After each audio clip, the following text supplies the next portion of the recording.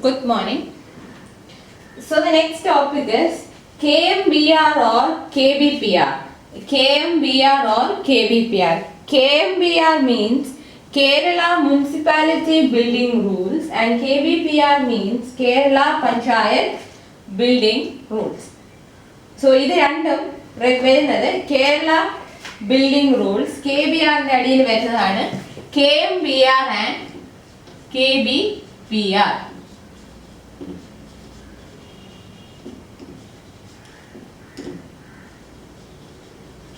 Kerala Municipality Building Rules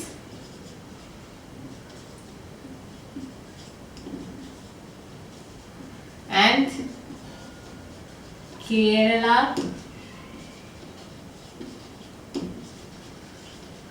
Panchayat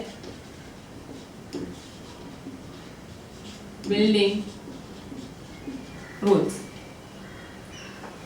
So building construction in Kerala is regulated by Kerala Municipality Building Rules 1999 and Kerala Panchayat Building Rules 2011.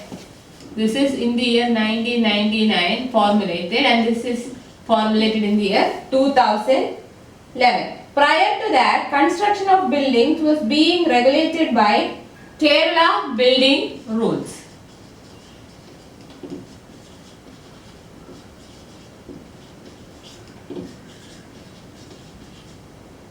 Formulated in the year 1984.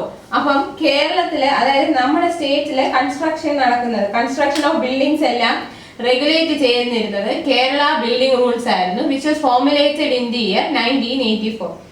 Now the building construction in our state is being regulated by either Kerala Municipality Building Rules which is formulated in the year 1999 or Kerala Panchayat Building Rules formulated in the year 2011. So the state government framed KMBR or KBPR in exercise of the powers conferred by Kerala Municipality Act or Kerala Panchayat Act. Kerala Panchayat Act and Kerala Municipality Act in the power വെച്ചിട്ടാണ് ഈ KMBR ഉം KBPR ഉം Kerala state government formulate അല്ലെങ്കിൽ frame ചെയ്തത്.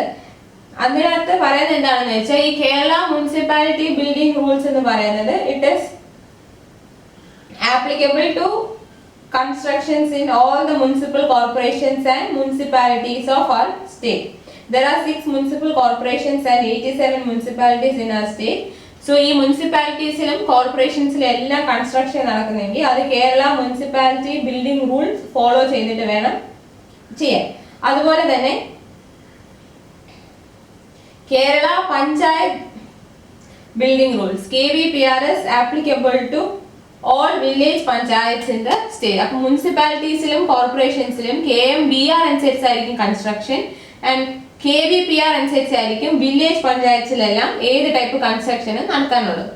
So അതിനുവേണ്ടി formulate ചെയ്തതാണ് Kerala municipality building rules and Kerala panchayat building rules and the main aim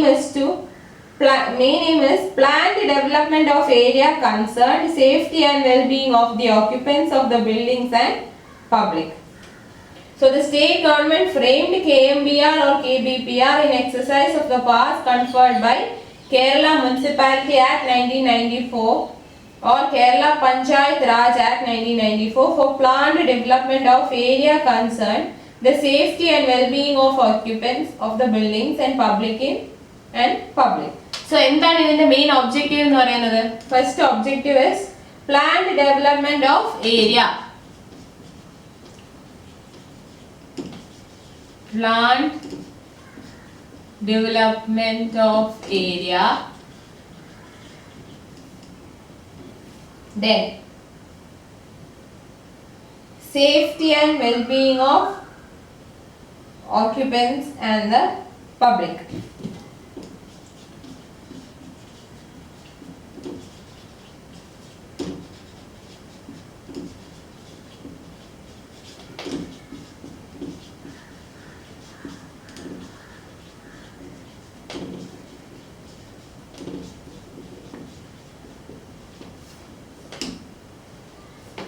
So ഇതായിരുന്നു KMBR അല്ലെങ്കിൽ KBPRന്റെ മെയിൻ ഒബ്ജക്റ്റീവ്.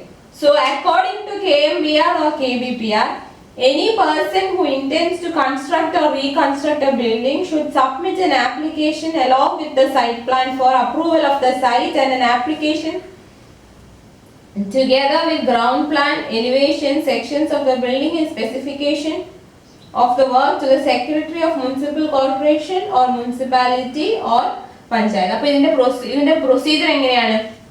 നമ്മൾ എവിടെയെങ്കിലും ഒരു കൺസ്ട്രക്ഷനോ അല്ലെങ്കിൽ ഒരു ബിൽഡിങ്ങിന്റെ റീകൺസ്ട്രക്ഷനോ നടത്തുന്നെങ്കിൽ ഫസ്റ്റ് നമ്മൾ എന്ത് സബ്മിറ്റ് ചെയ്യണം? We should submit an application. So first you should submit an application. ആപ്ലിക്കേഷന്റെ കൂടെ എന്ത് സബ്മിറ്റ് ചെയ്യണം? along with site plan for approval of the site. Submit an application, അതിന്റെ കൂടെ എന്ത് വേണം? site plan for approval. site plan for approval. അതായത് ആ ഒരു പർട്ടിക്കുലർ കൺസ്ട്രക്ഷൻ ആ നമ്മൾ ചൂസ് ചെയ്തിരിക്കുന്ന സൈറ്റിൽ പറ്റുമോ ഇല്ലേന്ന് അറിയണം. അപ്പൊ ആ സൈറ്റിന്റെ സൈറ്റ് പ്ലാൻ കൊടുക്കണം. അപ്പൊ നമുക്ക് ആദ്യം ഒരു അപ്രൂവൽ കിട്ടും. അതായത് നമ്മൾ ഇന്റന്റ് ചെയ്യുന്ന കൺസ്ട്രക്ഷൻ ആ പർട്ടിക്കുലർ പ്ലേസിൽ അല്ലെങ്കിൽ ആ പർട്ടിക്കുലർ സൈറ്റിൽ പോസിബിൾ ആണോ അല്ലേ എന്നുള്ളതിന് അപ്രൂവൽ വാങ്ങിക്കണം. അതായത് റെസിഡൻഷ്യൽ ബിൽഡിങ്സ് റെസിഡൻഷ്യൽ ഏരിയാസിലെ കൺസ്ട്രക്ട് ചെയ്യാവും, ഇൻഡസ്ട്രിയൽ ഏരിയാസിൽ റെസിഡൻഷ്യൽ ബിൽഡിംഗ് പാടില്ല. അങ്ങനെ ഇങ്ങനെ ഓരോ ടൈപ്പ് ഓഫ് ഏരിയക്കും അവിടെ പോസിബിൾ ആയിട്ടുള്ള കൺസ്ട്രക്ഷൻസ് ഉണ്ട്. അതുപോലെ തന്നെ ഇൻഡസ്ട്രിയൽ ഇപ്പോൾ ഇൻഡസ്ട്രീസ് കൺസ്ട്രക്ട് ചെയ്യാനാണെങ്കിൽ ഇൻഡസ്ട്രീസ് വെക്കുന്നെങ്കിൽ അതിന് ചില ക്രൈറ്റീരിയ ഉണ്ട്. അതെല്ലാം ഇതിൽ പറയുന്നുണ്ട്. അതായത് എന്ത് ടൈപ്പ് ഓഫ് കൺസ്ട്രക്ഷൻ ആണോ നടത്തുന്നത് അതിന് സൂട്ടബിൾ ആയിട്ടുള്ള സൈറ്റ് ആണോ നമ്മൾ ചൂസ് ചെയ്തേക്കുന്നത്, ആ സൈറ്റിൽ നമ്മൾ ഇന്റന്റ് ചെയ്യുന്ന കൺസ്ട്രക്ഷൻ പറ്റുമോ ഇല്ലയോ എന്നുള്ളതിന് ആദ്യം അപ്രൂവൽ വാങ്ങണം. സോ അതിന് നമ്മൾ ഒരു ആപ്ലിക്കേഷൻ ആദ്യം കൊടുക്കണം. ആപ്ലിക്കേഷന്റെ കൂടെ സൈറ്റ് പ്ലാനും കൂടെ സബ്മിറ്റ് ചെയ്യണം ഫോർ അപ്രൂവൽ. അതിന്റെ കൂടെ എന്ത് വേണം? പിന്നെ സൈറ്റ് പ്ലാനിന്റെ കൂടെ ground plan, elevation, section and സ്പെസിഫിക്കേഷൻസും എല്ലാം കൊടുക്കണം. സൈറ്റിന്റെ പ്ലാനും പിന്നെ ബിൽഡിങ്ങിന്റെ പ്ലാൻ, കൺസ്ട്രക്ഷന്റെ പ്ലാനും, അതായത് ഗ്രൗണ്ട് പ്ലാൻ, എലിവേഷൻ, സ്പെസിഫിക്കേഷൻസ്, ഇതെല്ലാം നമ്മൾ ആർക്ക് കൊടുക്കണം? To secretary of municipal corporation or municipality or panchayat. ഇതെല്ലാം നമ്മൾ സബ്മിറ്റ് ചെയ്യുന്നത് to the secretary of municipality or panchayat or municipal corporation. അപ്പോൾ നമ്മൾ ഇതെല്ലാം സബ്മിറ്റ് ചെയ്യണം. Then the applicant has to submit documents to prove ownership of the land concerned and payment of application fee along with a copy of certificate of registration of architect or building designer. അപ്പം ഇതിന്റെ കൂടെ നമ്മൾ application provide ചെയ്തു. Application along with the plan submit ചെയ്തു. അത് കഴിഞ്ഞിട്ട് we have to submit documents to prove ownership. Documents to prove ownership of the land. പിന്നെ അതിന്റെ കൂടെ എന്തും കൂടെ വേണം? Application, payment of application fee, documents to prove ഓണർഷിപ്പും, പിന്നെ അതിന്റെ കൂടെ application fee payment, application fee പേയ്മെന്റും വേണം. പിന്നെ നമ്മൾ ആ ഓണർഷിപ്പ് പ്രൂവ് ചെയ്യാൻ വേണ്ടിയുള്ള ഡോക്യുമെന്റ്സും സബ്മിറ്റ് ചെയ്യണം. അതിന്റെ കൂടെ എന്തും കൂടെ സബ്മിറ്റ് ചെയ്യണം? Copy of certificate of registration. Then you have to provide registration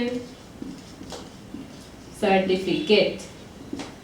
Along with that you have to provide registration certificate of architect or designer. ഇത്രയും കൂടെ നമ്മൾ അതിന്റെ കൂടെ പ്രൊവൈഡ് ചെയ്യണം. അതായത് ഈ കൺസ്ട്രക്ഷൻ നടത്താൻ പോകുന്ന ആർക്കിടെക്ട് ആരാണോ ഡിസൈനർ ആരാണോ അവരുടെ രജിസ്ട്രേഷൻ സർട്ടിഫിക്കറ്റും കൂടെ പ്രൊവൈഡ് ചെയ്യണം.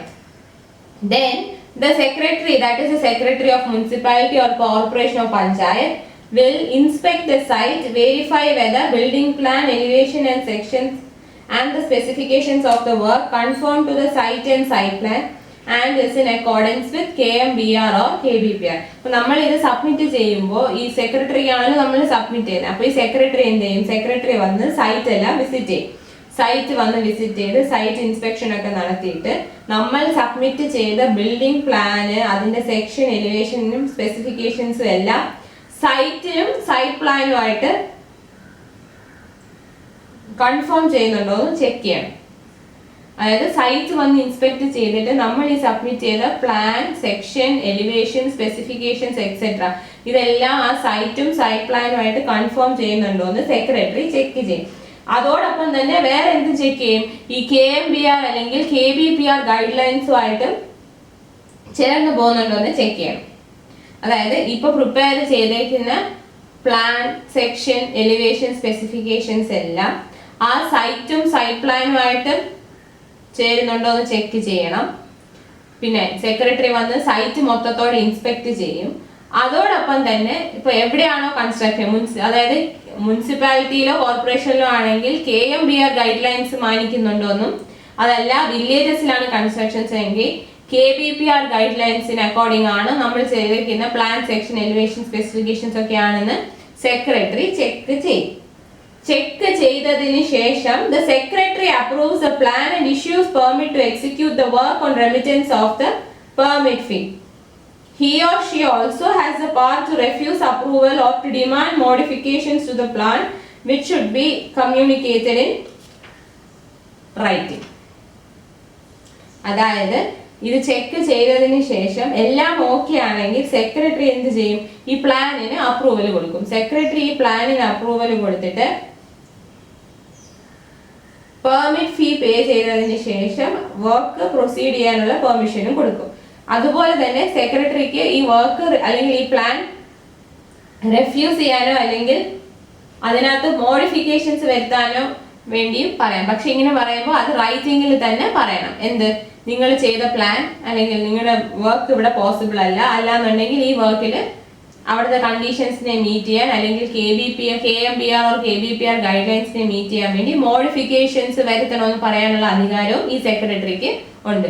സോ KBPR or KMBR എന്താണ്? KBPR or KMBR എന്ന് പറയുന്നത് ബിൽഡിംഗ് റൂൾസ് ആണ്. Municipality building rules and panchayat building rules. Municipality building rules for corporation and municipalities, whereas KBPR that is Panchayat building rules for the village panchayats. അതിന്റെ main objective എന്താണ്?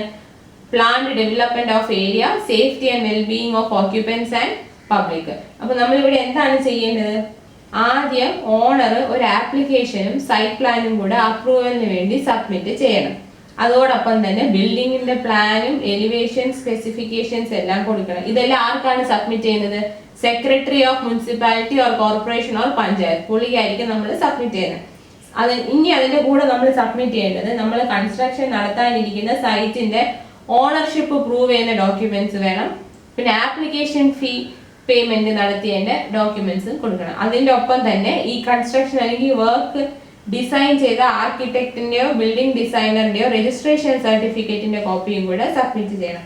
ഇത്രയും കാര്യങ്ങൾ submit ചെയ്തതിന് ശേഷം എന്താണ് അടുത്ത സ്റ്റെപ്പ്? സെക്രട്ടറി വന്ന് സൈറ്റ് മൊത്തം ഇൻസ്പെക്ട് ചെയ്യും. സൈറ്റ് ഇൻസ്പെക്ട് ചെയ്തിട്ട് building plan, section, elevation, specifications എല്ലാം വെരിഫൈ ചെയ്തിട്ട് അത് സൈറ്റും സൈറ്റ് പ്ലാനിനും അക്കോർഡിംഗ് ആണോ എന്ന് കൺഫേം ചെയ്യും. അതോടൊപ്പം തന്നെ KMBR അല്ലെങ്കിൽ KBPR ഗൈഡ് ലൈൻസും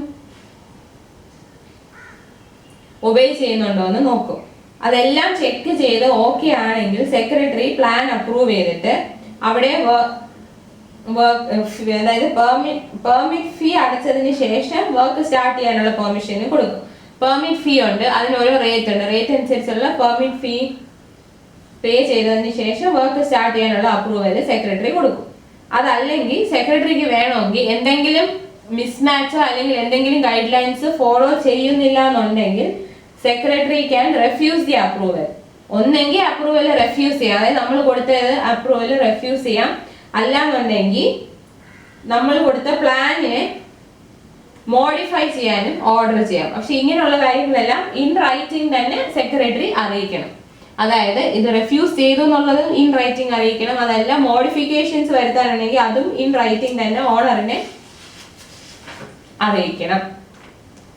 പിന്നെ ഇത്രയും കാര്യങ്ങളാണ് സാധാരണ കൺസ്ട്രക്ഷനിൽ വരുന്നത്. ചില കൺസ്ട്രക്ഷൻസ് എല്ലാം ഈ ഗൈഡ് ലൈൻസിൽ നിന്നും എക്സെപ്റ്റ് ചെയ്തിട്ടുണ്ട്. That are constructions of central and state governments such as railways, national highways, waterways, aerodromes, etc. are exempted from KMBR or KBPR. Central and state government constructions, okay, KMBR, KBPR guidelines അതിൽ നിന്ന് exempt ചെയ്തിട്ടുണ്ട്. Similarly, for minor works like providing and removing windows, doors, ventilators, partition, painting, petty repairs, etc. permits are not required. ഇതുപോലെ minor works, windows, doors, ventilators ഒക്കെ provide ചെയ്യുന്നത്, ചെറിയ ചെറിയ റിപ്പയറുകൾ, partition provide ചെയ്യുന്നത്, പെയിന്റിങ്, അതിനൊന്നും പെർമിറ്റ് വേണമെന്നുള്ളത് ഒരു നിർബന്ധമല്ല. But it should not violate provisions of KMBR or KBPR. ഈ മൈനർ വർക്ക്സ് പെർമിറ്റ് വേണമെന്ന് അത്യാവശ്യമില്ല, നെസസറി അല്ല പെർമിറ്റ് വേണമെന്നുള്ളത്. പക്ഷേ ഈ ഗൈഡ് ലൈൻസ് ഒന്നും അത് വയലേറ്റ് ചെയ്യാൻ പാടില്ല. The rules prescribe specific and separate norms for parking spaces, open area, fire escape, ventilators, sanitation facilities, front and rear yards, etc. ഓരോന്നിനും പ്രത്യേകം പ്രത്യേകം നോംസ്, ഈ rules provide, building rules provide ചെയ്യുന്നുണ്ട്. The Act and rules contain provisions for ensuring prompt delivery of services by the corporations in issuing building permits and occupancy certificates. Building permits ഉം occupancy certificates ഒക്കെ prompt ആയിട്ട് delivery ചെയ്യാനുള്ള പ്രൊവിഷൻസും ഈ ആക്ടിലും റൂൾസിലും ഒക്കെ ഉണ്ട്. So ഇതാണ് KMBR or KBPR, Kerala municipality building rules or Kerala panchayat building rules.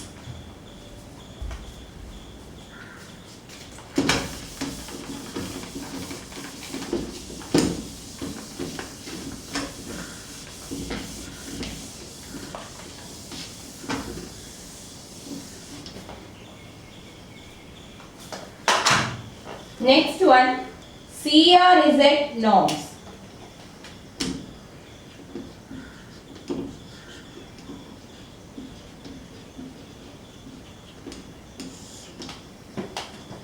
CRZ norms. In recent time, the coastal zone is under increasing threat due to high rate of human population growth, development of various industries, mining, fishing, industrial waste effluents and discharge of municipal sewage. Such industrial development along the coast has resulted in degradation of coastal ecosystems and diminishing the coastal resources. So with the objective of conservation and protection of the coastal environment, Ministry of Environment and Forest and Climate Change notified the Coastal Regulation Zone notification in 1991, which was subsequently revised in 2011. The notification was amended from time to time based on representations received. The Coastal Regulation Zone or CRZ norms issued under Environment Protection Act 1986 aim to promote sustainable development taking into account the natural hazards such as increasing sea levels due to global warming. അപ്പോൾ CRZ norms എന്ന് പറഞ്ഞാൽ Coastal Regulation Zone norms. Coastal Regulation Zone norms. അതാണ് CRZ norms. നമുക്കറിയാം ഇപ്പോൾ എന്താണ് സംഭവിക്കുന്നത്, coastal സോണിന് എന്താണ് coastal zone എന്ന് പറയുന്നത് അണ്ടർ ഹൈ ത്രെറ്റ് ആണ്. ഇപ്പോൾ ഇന്നത്തെ കാലത്ത് coastal zone is under increasing threat. കാരണം എന്താ, due to human population growth, development of various industries, mining, fishing, industrial waste effluents and discharge of municipal sewage. So coastal zone is under high threat. കാരണം എന്താണ്, due to increasing human population,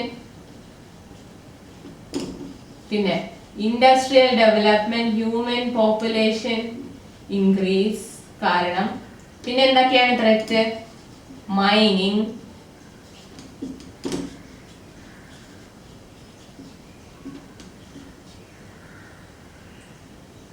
industrial development, then fishing,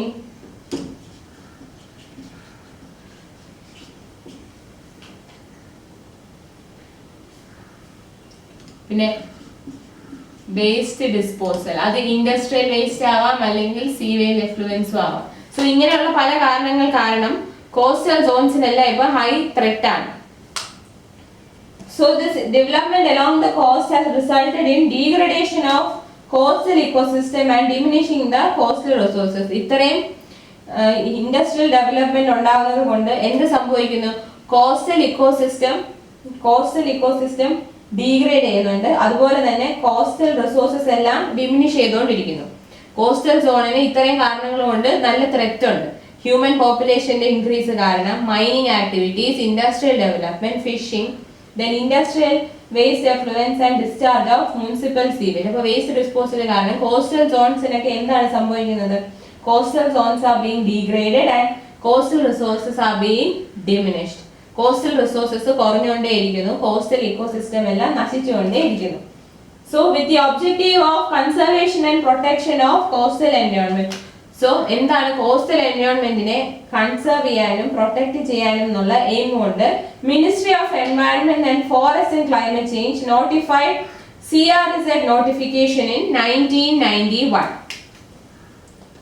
1991 CRZ notification വരുന്നത്. With the aim of conservation and protection of coastal environment. Conserve and protect coastal environment.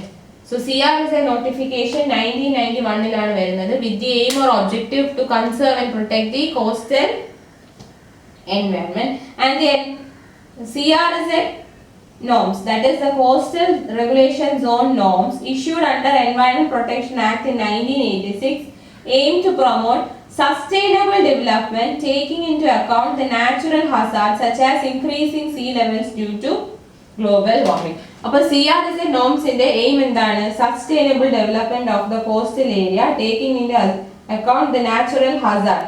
എന്താണ് ഇപ്പോഴത്തെ main natural hazard? Increase in sea levels due to global warming. Global warming കാരണം sea levels increase ചെയ്യുന്നുണ്ട്. അതൊരു natural ഹസാർഡാണ്. ഈ natural ഹസാർഡിനെ കണക്കിലെടുത്തുകൊണ്ട് coastal ഏരിയാസിന്റെ എങ്ങനെ sustainably develop ചെയ്യാം എന്നുള്ളതാണ് CRZ നോംസിന്റെ main aim.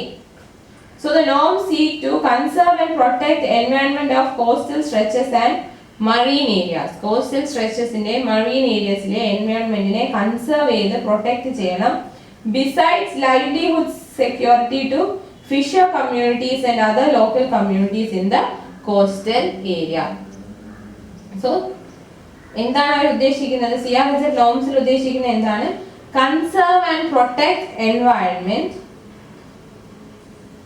of coastal stretches and marine areas besides livelihood security of fisher communities and other local communities in the coastal areas. coastal ഏരിയയിലുള്ള ആൾക്കാരുടെ ലൈവ്ലിഹുഡിന്റെ സെക്യൂരിറ്റിയും പിന്നെ കോസ്റ്റൽ ഏരിയസിലുള്ള ഫിഷർ കമ്മ്യൂണിറ്റീസും അല്ലാത്ത ആൾക്കാരുണ്ട്. ഫിഷർ കമ്മ്യൂണിറ്റീസ് ഉണ്ട്, ഫിഷർ കമ്മ്യൂണിറ്റീസ് അല്ലാത്ത ആൾക്കാർ കോസ്റ്റൽ ഏരിയാസിൽ ഡ്വെൽ ചെയ്യുന്നുണ്ട്. So അവരുടെ ലൈവ്ലിഹുഡ് സെക്യൂരിറ്റി കൂടാതെ കോസ്റ്റൽ ഏരിയാസിനെ മറൈൻ ഏരിയാസിനെയും കൺസർവ് ചെയ്യുകയും പ്രൊട്ടക്ട് ചെയ്യുകയും ചെയ്യുക എന്നുള്ളതാണ് CRZ നോംസിന്റെ ഉദ്ദേശം.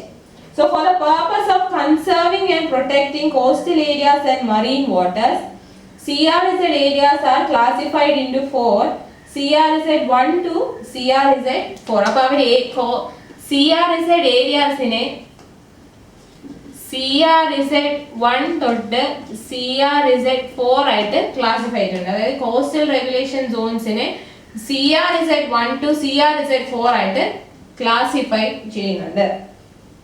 And the norms impose prohibitions with certain exemptions and regulate permissible activities in these zones. അപ്പോൾ കോസ്റ്റൽ റെഗുലേറ്ററി സോൺസിനെ 4 ഏരിയാസ് ആയിട്ട് ഡിവൈഡ് ചെയ്യും. CRZ 1, CRZ 2, CRZ 3 and CRZ 4. അങ്ങനെ 4 ഏരിയാസ് ആയിട്ട് 1 to 4 ആയിട്ട് അവർ സെപ്പറേറ്റ് ചെയ്തിട്ടുണ്ട്. ഇനി അവർ ഉദ്ദേശിക്കുന്നത് എന്താണ്? The norms impose prohibitions with certain exceptions. ഈ നോംസ് കൊണ്ട് അവർ എങ്ങനെയാണ് ഈ നോംസ് ഇംപ്ലിമെന്റ് ചെയ്യുന്നത്? The norms impose prohibitions. ഒരുപാട് prohibitions ആണ് ആ നോംസ് ഇമ്പോസ് ചെയ്യുന്നത്.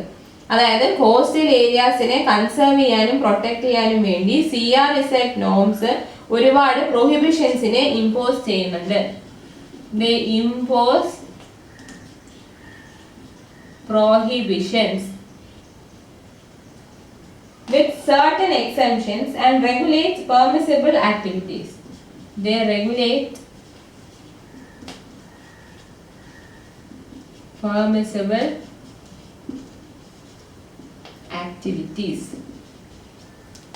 So coastal areasനെ കൺസേർവ് ചെയ്യാനും പ്രൊട്ടക്ട് ചെയ്യാനും വേണ്ടി ഒരുപാട് പ്രോഹിബിഷൻസ് ആണ് CRZ നോംസ് ഇമ്പോസ് ചെയ്യുന്നത്. ഈ പ്രോഹിബിഷൻസിന്റെ കൂടെ തന്നെ കുറച്ച് കാര്യങ്ങൾ അവിടെ കുറച്ച് ആക്ടിവിറ്റീസ് അവിടെ പെർമിറ്റ് ചെയ്യുന്നുണ്ട്. പക്ഷെ ആ പെർമിറ്റ് ചെയ്യുന്ന ആക്ടിവിറ്റീസിലും ഒരുപാട് റെഗുലേഷൻസ് ഉണ്ട്. സോ ഇങ്ങനെ ചെയ്യുമ്പോഴാണ് നമുക്ക് കോസ്റ്റൽ സോണിനെ ഇഫക്റ്റീവ് ആയിട്ട് കൺസേർവ് ചെയ്യാനും പ്രൊട്ടക്ട് ചെയ്യാനും പറ്റുന്നത്. സോ CRZ നോംസ് എന്ന് പറഞ്ഞാൽ കോസ്റ്റൽ റെഗുലേഷൻ സോൺ നോംസ്. അപ്പൊ ഇതിന്റെ അകത്ത് വരുന്ന ഏരിയാസ് എന്തൊക്കെയാണ്? കോസ്റ്റൽ ഏരിയാസും മറീൻ എൻവയോൺമെന്റും ആണ് ഇതിനകത്ത് വരുന്നത്. കോസ്റ്റൽ സ്ട്രെച്ചസും മറീൻ ഏരിയാസും ആണ് ഇതിൽ വരുന്നത്. ഇവിടെ മെയിൻ എയിം എന്താണെന്ന് വെച്ചാൽ കോസ്റ്റൽ സോണിൽ ഇപ്പം ഒരുപാട് ത്രെറ്റ് ഉണ്ട് due to human population growth, mining activities, fishing activities, industrial development and waste disposal. So ഈ കോസ്റ്റൽ എൻവയോൺമെന്റിനെ സസ്റ്റൈനബിൾ ആയിട്ട് ഡെവലപ്പ് ചെയ്യാനും അതിനെ കൺസേർവ് ചെയ്യാനും പ്രൊട്ടക്ട് ചെയ്യാനും വേണ്ടിയാണ് CRZ നോംസ് വരുന്നത്. സോ അതിനെ കൺസേർവ് ചെയ്യാനും പ്രൊട്ടക്ട് ചെയ്യാനും വേണ്ടി കോസ്റ്റൽ ഏരിയാസിനെ 4 ആയിട്ട് ഡിവൈഡ് ചെയ്തിട്ടുണ്ട്. CRZ1, CRZ2, CRZ3 and CRZ4. അത് മാത്രമല്ല ഈ നോംസ് എങ്ങനെയാണ് ഇംപ്ലിമെന്റ് ചെയ്യുന്നത്? Impose prohibitions. ഒരുപാട് prohibitions അവർ ഇമ്പോസ് ചെയ്യുന്നുണ്ട് with certain exceptions and they regulate the permissible activities. Coastal സോൺസിൽ എന്തൊക്കെ ആക്ടിവിറ്റീസ് അലൗഡ് ആണോ അതിനെല്ലാം ഒരു പർട്ടിക്കുലർ റെഗുലേഷൻസ് പറയുന്നുണ്ട്. അപ്പോൾ ഇതിനെല്ലാം ഫോളോ ചെയ്യുമ്പോൾ നമുക്ക് കോസ്റ്റൽ സോൺസിനെ ഒരു പരിധി വരെ പ്രൊട്ടക്ട് ചെയ്യുകയും കൺസേർവ് ചെയ്യുകയും ചെയ്യാം. പക്ഷെ ഇതെല്ലാം ചെയ്യുന്നതിൻ്റെ കൂടെ ഒരു കാര്യം കൂടെ CRZ മനസ്സിൽ വെക്കുന്നുണ്ട്. എന്താണ്? അതായത് നാച്ചുറൽ ഹസാർഡ് ഉണ്ട് നമ്മുടെ കോസ്റ്റൽ ഏരിയാസിൽ. എന്താണ് natural hazard? Increasing sea levels due to global warming. അപ്പം കോസ്റ്റൽ സോൺസിന്റെ സസ്റ്റൈനബിൾ ഡെവലപ്മെന്റിനെ പ്രൊമോട്ട് ചെയ്യുക along with the considering the natural hazard of increasing sea level due to global warming. Due to global warming, sea level is going on increasing. So ഈ ഒരു natural ഹസാർഡിനെ മനസ്സിൽ വെച്ചുകൊണ്ടാണ് CRZ norms coastal ഏരിയാസിന്റെ sustainable ഡെവലപ്മെന്റിനെ promote ചെയ്യുന്നത്. I hope it is clear. CRZ norms means Coastal Regulation Zone Norms. 1991 Ministry of Environment and Forest and Climate Change Coastal Regulation Zone Notification കൊണ്ടുവന്നത്. അതിനെ 2011 ഒന്ന് റിവൈസ് ചെയ്യുകയും ചെയ്തു.